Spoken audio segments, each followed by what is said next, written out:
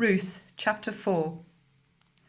Meanwhile Boaz went up to the town gate and sat there just as the family guardian he had mentioned came along. Boaz said, "Come over here, my friend, and sit down." So he went over and sat down. Boaz took 10 of the elders of the town and said, "Sit here," and they did so. Then he said to the family guardian, "Naomi, who has come back from Moab, is selling the piece of land that belonged to our relative Elimelech. I thought I should bring the matter to your attention and suggest that you buy it in the presence of these seated here and in the presence of the elders of my people. If you will redeem it, do so. But if you will not, tell me, so I will know. For no one has the right to do it except you, and I am next in line." "I will redeem it," he said. Then Boaz said, "On the day you buy the land from Naomi, you also acquire Ruth the Moabite, the dead man's widow, in order to maintain the name of the dead with his property." At this the family guardian said, "Then I cannot redeem it, because I might endanger my own estate. You redeem it yourself. I cannot do it." Now in earlier times in Israel, for the redemption and transfer of property to become final, one party took off his sandal and gave it to the other. This was the method of legalizing transactions in Israel. So the family guardian said to Boaz, "Buy it yourself," and he removed his sandal.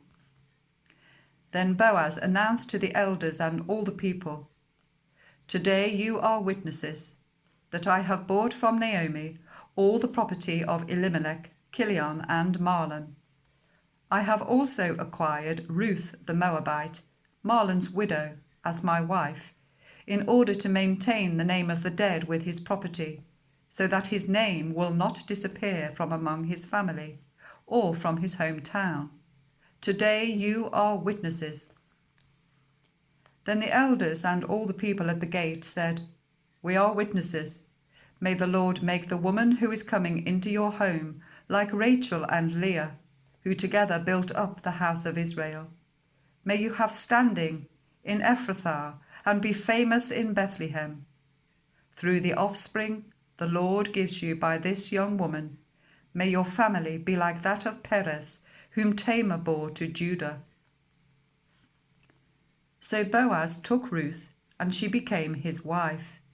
When he made love to her, the Lord enabled her to conceive, and she gave birth to a son.